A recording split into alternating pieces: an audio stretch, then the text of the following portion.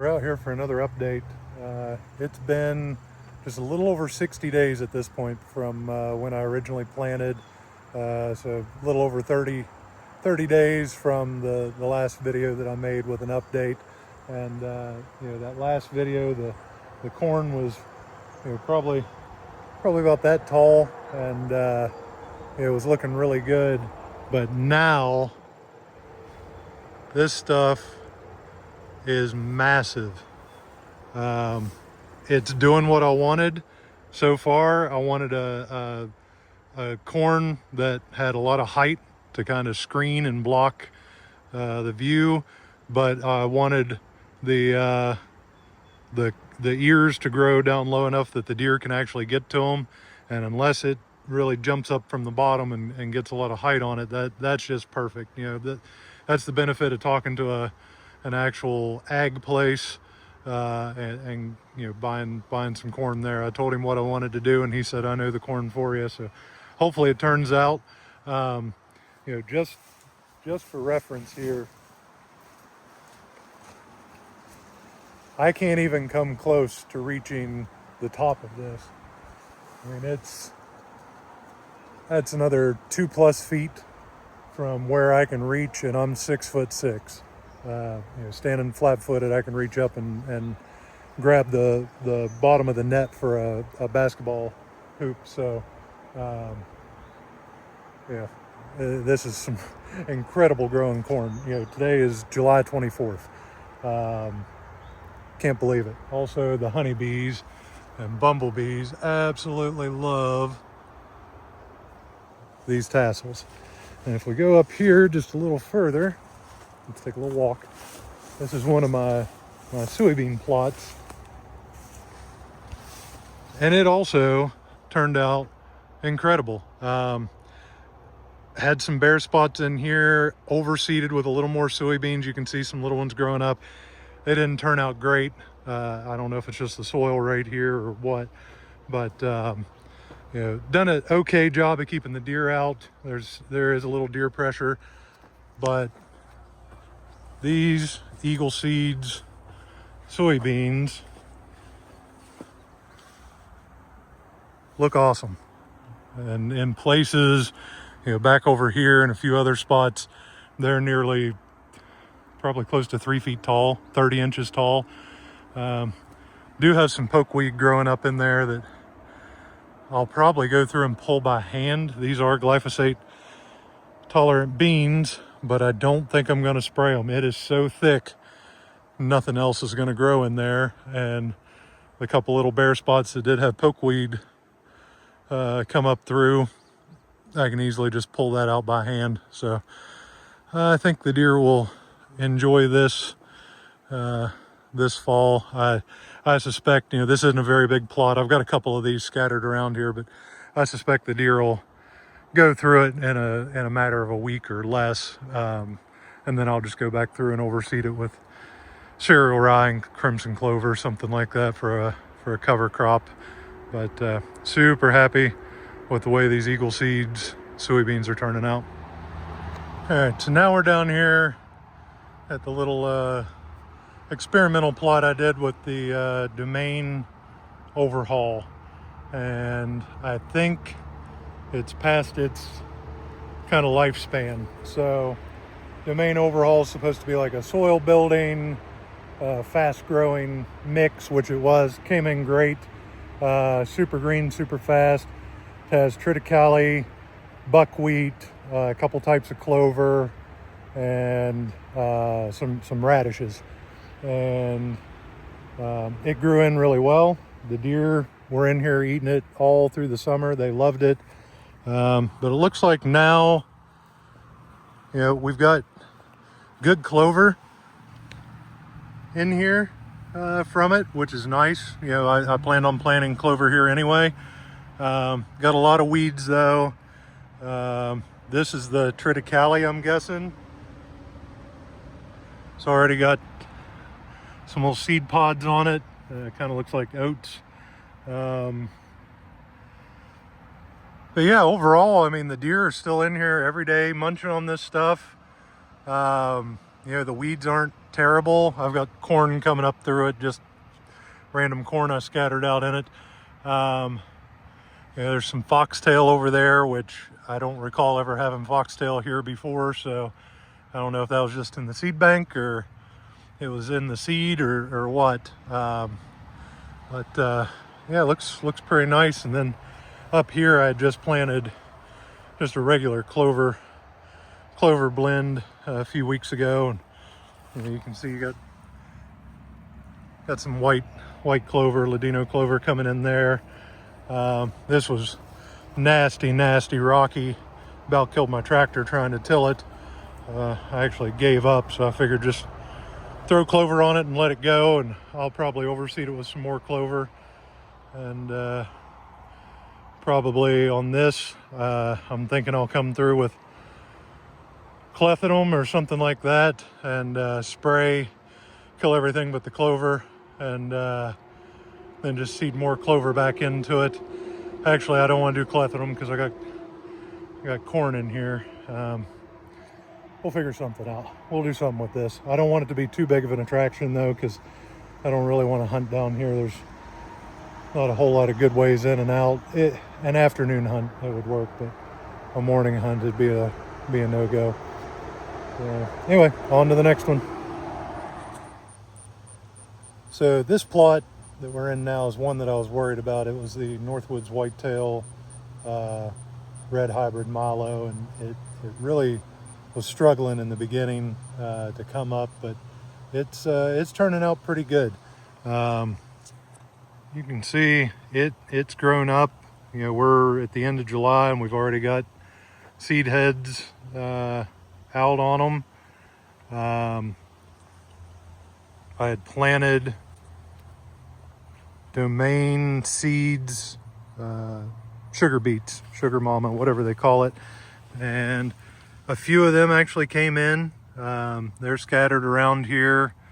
Deer have nipped off a lot of them, but you know, they did grow in places. They're not super consistent. Some places you got real big ones, but the Milo, it was really inconsistent. As you can see, this dark green stuff everywhere, that's horse nettle, and there's tons of it. The bad thing about Milo, it's not glyphosate tolerant, so I can't come spray it.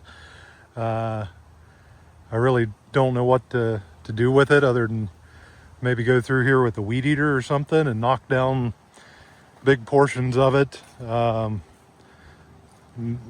Maybe spot spray and just try to be real careful. I couldn't do it today because of course it got windy, but yeah, this, you know, doesn't look like the picture on the website, is most food plots usually don't, but turned out pretty good. There'll be some late winter food here for the deer, and a little bit of cover for deer to hide in, and rabbits and whatever else. So not a total fail, not super excited with it, but I do plan to overseed it with some rye and crimson clover later. So, you know, maybe if I can knock down this horse nettle, that rye and clover will kind of take over.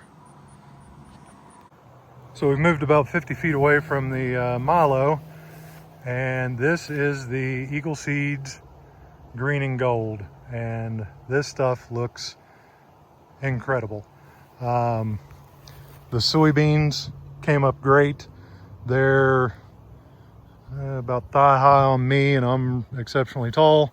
A couple of them I can see are probably almost up to my waist. The corn looks really good. It's already producing ears. This is July 24th. It's not as tall overall as the silage corn that I had planted in a few other places, but it's definitely coming up. So I had a quick consultation with my AI friend on my phone, and it says that this is morning glories. So they've vined all the way up these corn stalks all the way to the top, and there's a bunch of them through there.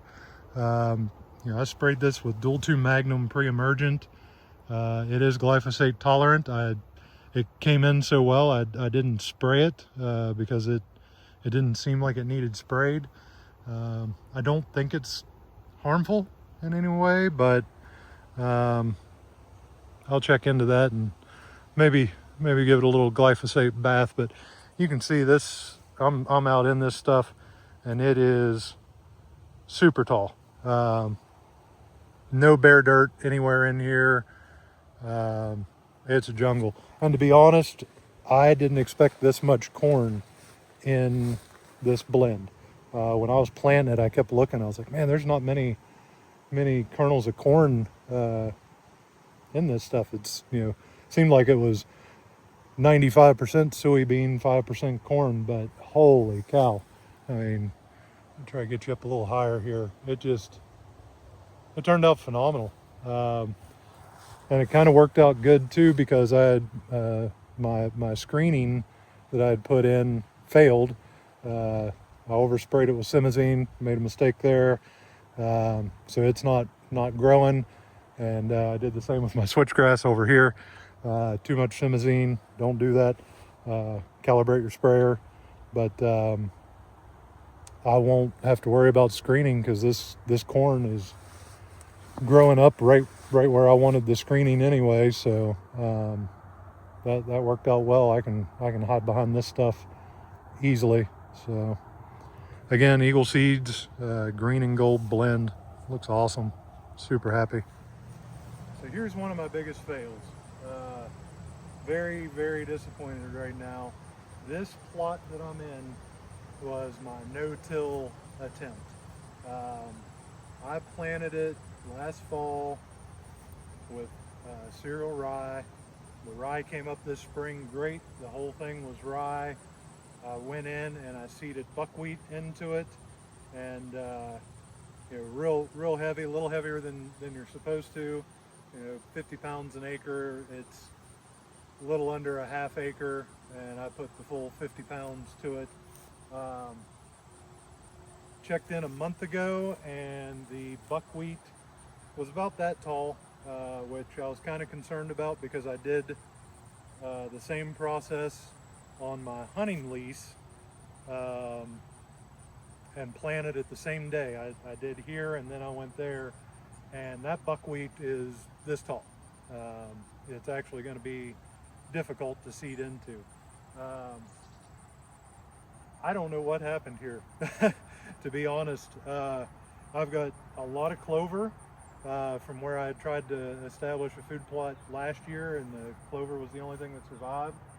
A couple random bits of corn, or stalks of corn, growing up from where I'd spilled some corn, dumping out a corn feeder, and the deer tromped it into the ground. But there's no buckwheat at all. I can see some maybe dead buckwheat. I don't even know if that's what this is. There's something here that's dead. The deer were nipping it off a month ago when I was in here, and that concerned me. So I had planned on planting this today, because there's rain on the way. I know it's a little early, but I don't want to get in another drought situation. Yeah, I don't know. I guess I'm going to bring the tractor in here, and I'm just going to till this up and plant it, conventional tillage style, and see what happens. I'm sure that'll probably grow, but I don't know if I want to try the no-till method here again. I haven't been to my hunting lease. I've seen trail cam pictures of how tall the buckwheat is there. If it works there, I'll keep doing it there, but this is very disappointing. I don't see a single buckwheat. So they say buckwheat's one of the easiest things in the world to grow, and apparently I'm the outlier there.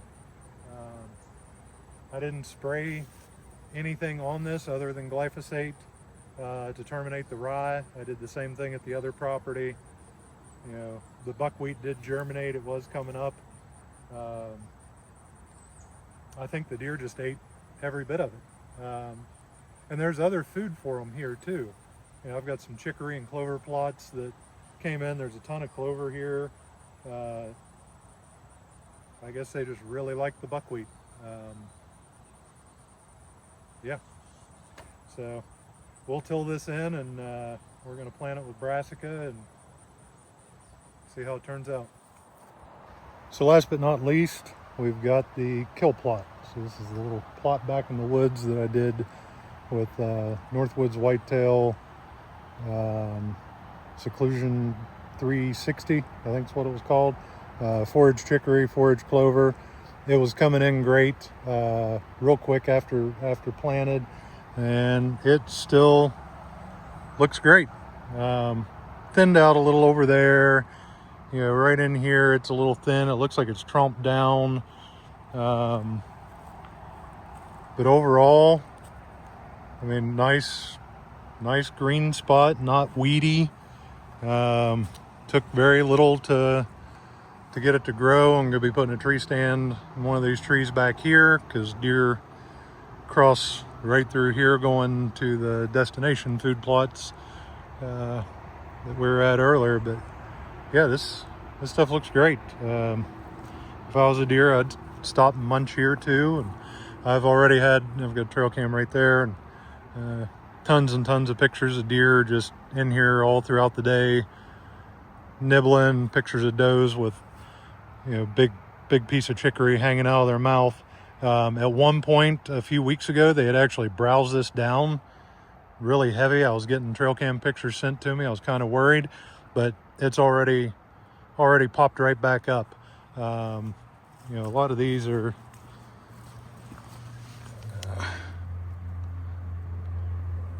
you know, probably close to a foot tall, you know, 9-10 inches at least.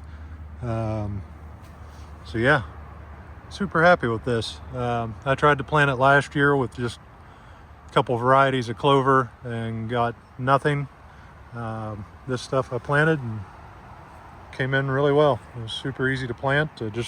I did till it, but yeah, this looks nice.